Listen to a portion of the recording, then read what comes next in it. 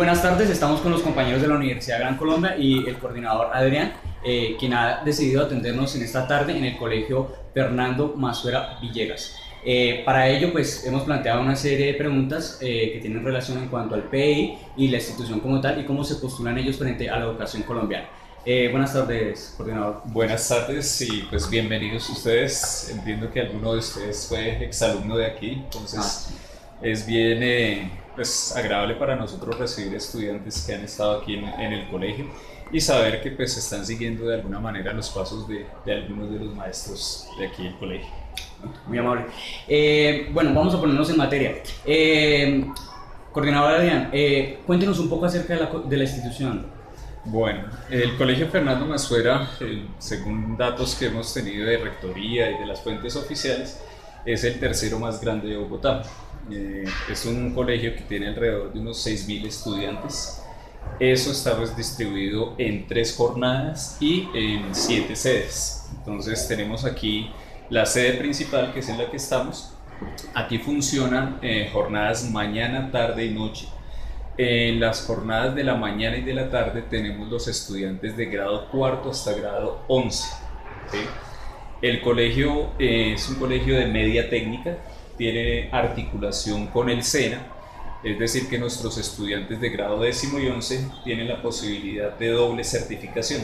El colegio les da el título de bachiller técnico, pero en la medida en que ellos cumplan también ese proceso con el SENA, reciben titulación del SENA como técnico en 5 modalidades que tenemos: muestra análisis de muestras químicas, dibujo arquitectónico, electricidad, marroquinería y asistencia administrativa.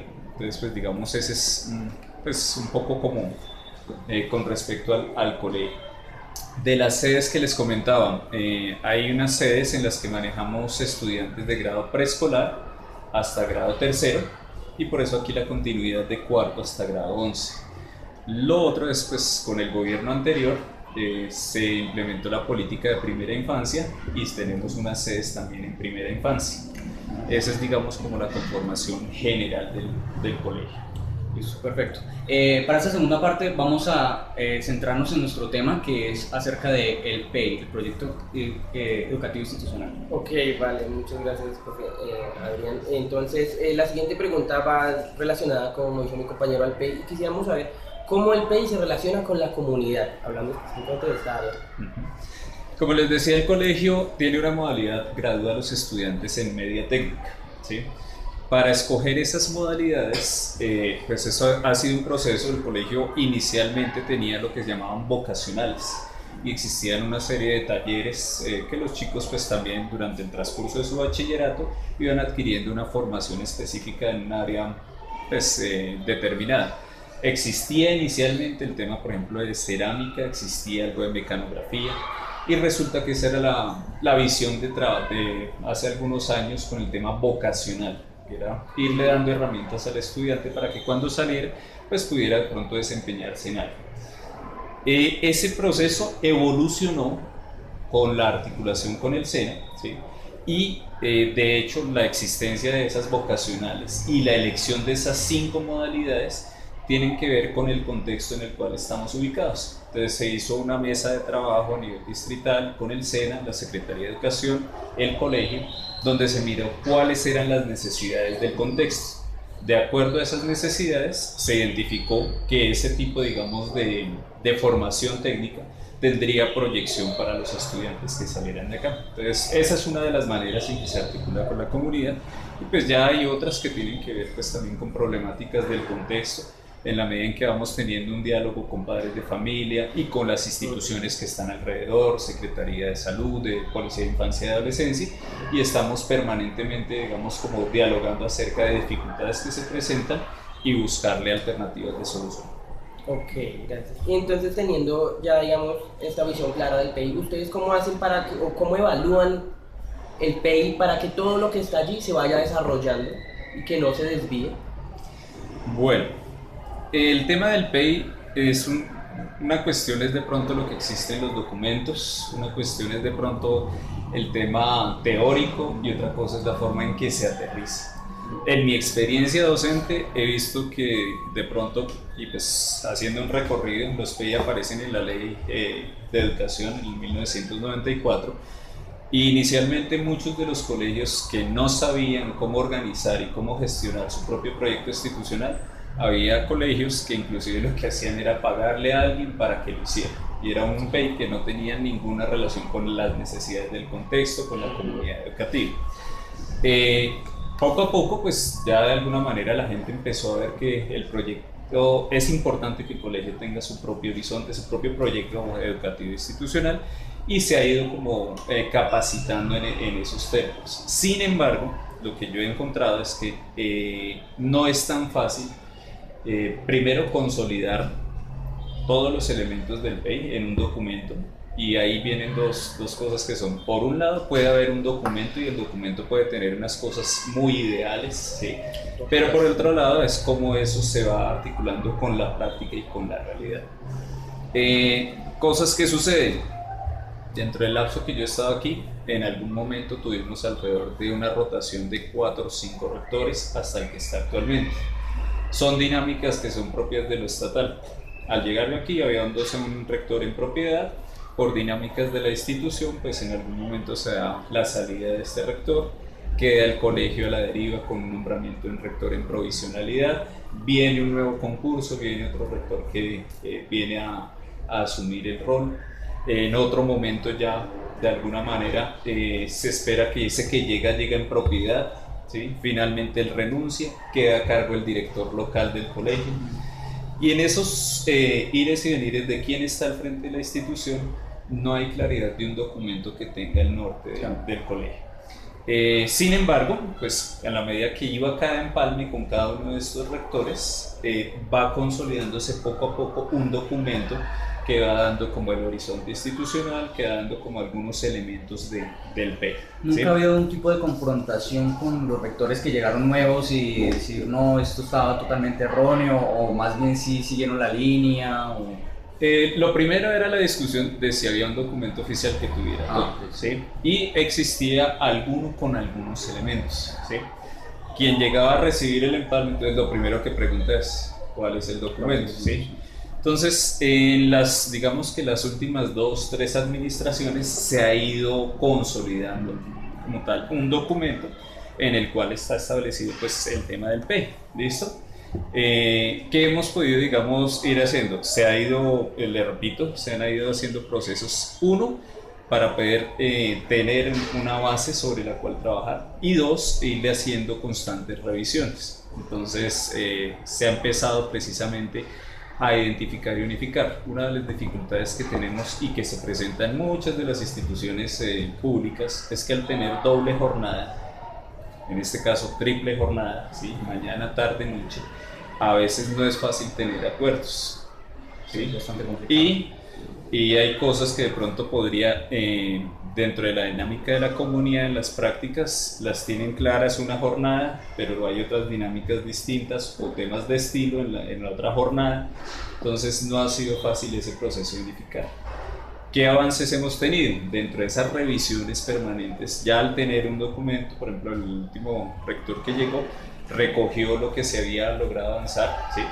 Y empezó una revisión y actualización del PEI hace más o menos 2 años.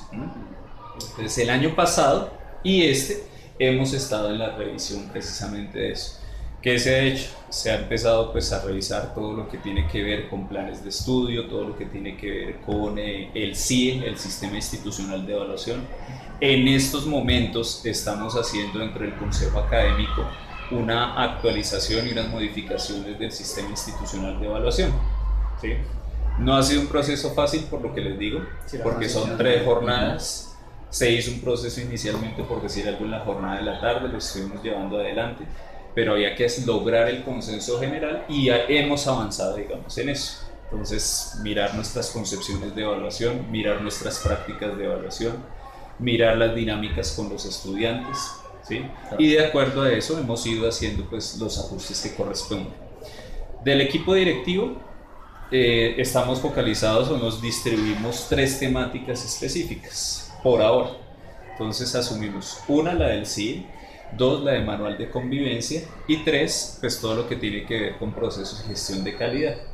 Entonces digamos que esas son un poco como las herramientas que también nos han venido sirviendo, ¿cierto? Para ir haciendo la revisión del PEI. De pronto comentarles dos cosas. Dentro del PEI, pues digamos que ya en lo operativo, todos los años existe pues el tema de al final del año hacer la evaluación institucional y al inicio hacer la planeación, los POA, el POA, que es el plan operativo anual, y digamos ahí se van implementando algunas de esas mejoras que se van identificando. Sí, señor.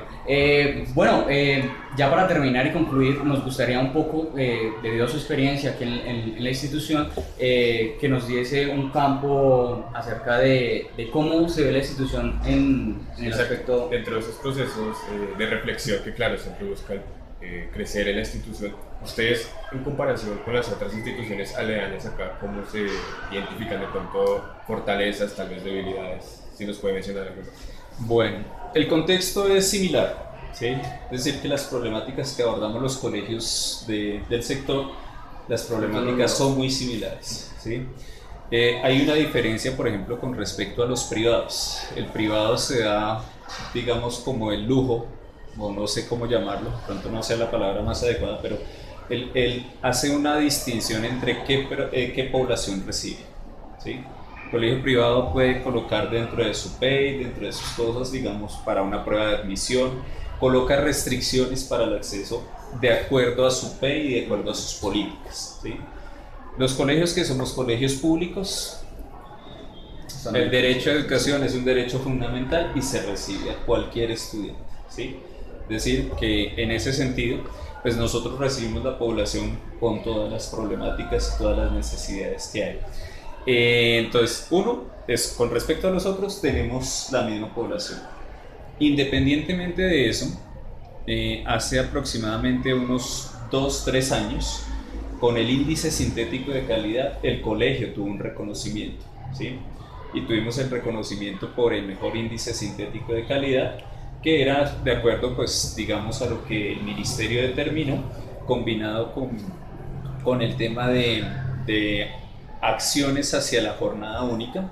En ese momento, pues, un tema de jornada extendida de 40x40, de lo cual, pues, hay cierta resistencia, digamos, aquí, digamos, desde la parte sindical, pero donde se combinaba también el tema de los resultados de las pruebas saber. Entonces, el índice sintético de calidad medía las pruebas saber tercero, quinto, noveno, y hubo un reconocimiento para el colegio por ser uno de los mejores en eso. Los resultados en pruebas saber 11. En Bosa somos de los colegios que normalmente está liderando el primer puesto, estamos entre los primeros puestos normalmente con respecto al resultado de pruebas saber. De nuestros estudiantes, pues muchos se presentan a la nacional y digamos que tenemos un indicador de que normalmente tenemos alrededor de unos 10, 15 estudiantes que están logrando acceder a la Universidad Nacional. Tenemos alrededor, y muchos estudiantes que pues también la posibilidad con las universidades públicas, la distrital, y que sabemos que en algunas carreras uno de los parámetros para acceder es precisamente el tema del puntaje del ICFES. Entonces digamos que en términos generales el colegio por un lado tiene buenos resultados en esa línea, por otro lado le ofrece, y una de las cosas por las que en mi percepción muchos padres de familia escogen el colegio tiene que ver también con el que el estudiante pueda salir con un certificado no solamente del colegio, sino con el tema del aval del SENA en la formación técnica, que el SENA le da la opción al estudiante de la cadena de formación de seguir el tecnólogo y luego buscar el profesional. Entonces eso ha sido, como digamos, también uno de los valores agregados que el colegio ofrece, ¿sí? Dificultades. De pronto donde empecé un poco el contexto, hay dificultades en tema fuerte de lo que tiene que ver con el consumo de sustancias psicoactivas, el tema de seguridad, el tema de los entornos, el tema, digamos, de lo que es el microtráfico, es un tema que no es fácil de manejar, que inclusive en ocasiones ve uno corto a las autoridades, a la misma policía para atender esas situaciones. Entonces, si ellos, que son la autoridad, se ven cortos en eso, nosotros que no tenemos ninguna competencia de ese tipo, pues nos vemos muchísimo peor en algunos casos, ¿sí? Digamos, esas son como algunas de las problemáticas más fuertes, y pues lo que hacemos es sencillamente actuar de acuerdo a los protocolos, tratar de llegar a acuerdos con las otras instituciones a nivel de salud, a nivel de policía de infancia y adolescencia, a nivel de bienestar familiar. Ese es, digamos, un poco como el trabajo que se hace. Que sí es duro, es ver que estas instituciones muchas veces no se desentienden de lo que pudieran hacer. Un ejemplo que quisiera comentarles: chicos, cuando llegué a la sede pequeña, chicos de bienestar que por falta de atención de los padres de familia deberían de pronto ir a bienestar familiar, y maestros diciéndome, coordinador, a veces es mejor que el niño no vaya a bienestar familiar porque vuelve peor, ¿sí? Entonces, una de las problemáticas fuertes que tenemos tiene que ver con la familia como la conocimos, papá, mamá, hijos. No Sí. es lo raro, es lo esporádico, ¿sí? En la mayoría de nuestros estudiantes. La mayoría son familias que llaman disfuncionales. Disfuncionales, sí, señor. Niños en abandono, donde quien responde no es a veces ni papá ni mamá, a veces es un tío, un abuelo, y en algunos casos los hemos tenido, inclusive personas que no son del núcleo familiar, sino que han estado cercanas a la familia.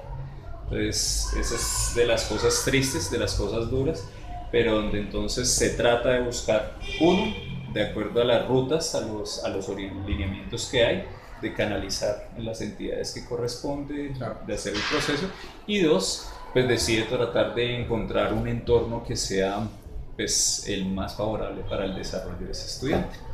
Y bueno, ya para finalizar, nos gustaría saber, ya que la educación, bueno, ahorita está siendo un tema muy sonado por esa cuestión del presupuesto, ¿cuál es su concepción de la educación en Colombia?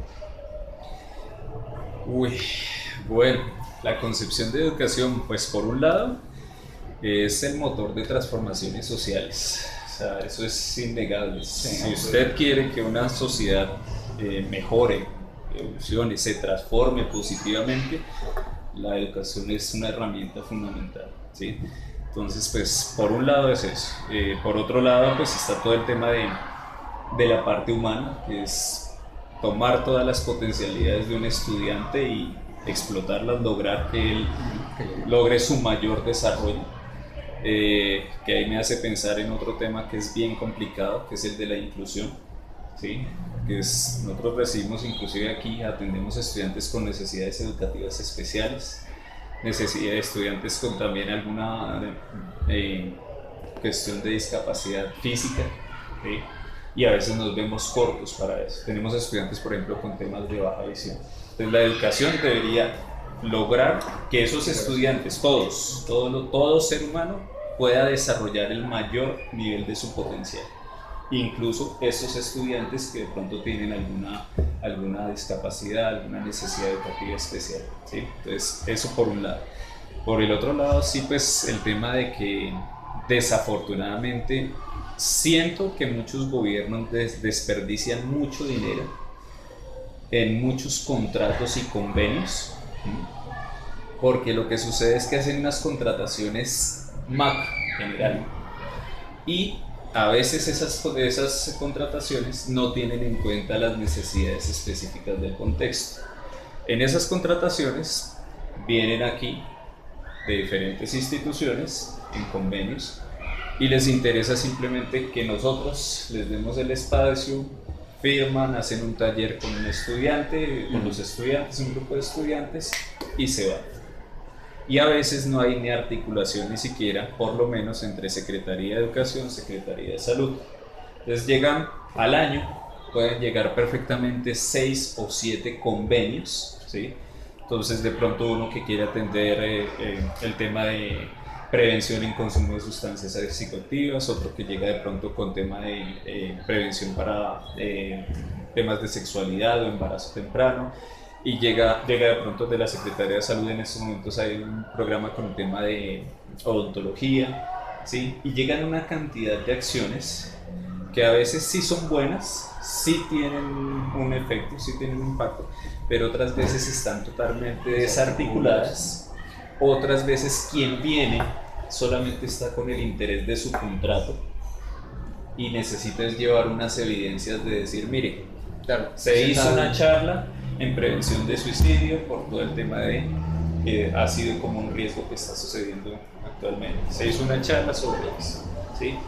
Y todos vienen queriendo tiempo con el equipo directivo, con el consejo académico, en las reuniones de área, ¿sí? Pero si fuera una política articulada, hay unas semanas de desarrollo institucional, de eso lo he mencionado en varias ocasiones, y podrían estar viniendo todos al tiempo, inclusive cruzándose ellos. Y en algunas ocasiones, otras acciones más de tipo pedagógico, didáctico, de mirar el plan de estudios, de mirar cómo se articulan estas cosas, piden los documentos, piden documento del PEI, piden documento de planes de estudio, ¿sí? Pero no hay una retroalimentación, o hacen investigaciones o recogen información del colegio, pero donde nos quedamos Les cortos aportan en que, por un lado, yo siento que a veces esos contratos, esos convenios son de millones de pesos, ¿sí? Son una parte del presupuesto importante. Y resulta que a veces no suple la necesidad urgente del colegio. Ejemplo, ustedes lo supieron, lo que fue el último año el gobierno redujo el presupuesto para educación y redujo el presupuesto para los colegios, ¿sí? Entonces este año el tema de salidas pedagógicas ha sido crítico. No tenemos dinero, no ha sido fácil para poder lograr llevar a los estudiantes, que es otro de los elementos que hemos tenido claros en nuestro PEI, tratar de que el estudiante no solamente el tema sea aquí en el colegio, dentro del aula, sino que si lo podemos llevar a otros escenarios donde el aprendizaje pues sea más, no sé, aprendizaje significativo, experiencial, donde el chico realmente pues logre una experiencia distinta, ¿sí? Entonces, digamos que cerrando, diría, hay muy buenas intenciones a veces, pero a veces hay una política que mira solamente lo general. Veo en esto también un tema que es el mal que nos ha hecho en la cultura, en nuestra cultura colombiana, el tema de la corrupción. Supuestamente, antiguamente, pues por el no pretendían no dejar manejar a los rectores el presupuesto por temas de manejos de corrupción, ¿sí? Pero hoy en día pues lo manejan de esa manera general y resulta que no se atienden necesidades básicas que sí son específicas del contexto. Claro. Bueno, yo creo que esto ha sido todo por hoy. Le damos las gracias al coordinador Andrés, a la institución como Adrián. Perdóname, discúlpeme. Y esperamos que todos puedan acoger estas recomendaciones, estas introducciones que nos hacía ya el coordinador Adrián. Y muchas gracias, en serio. Bueno, gracias a ustedes. Bueno.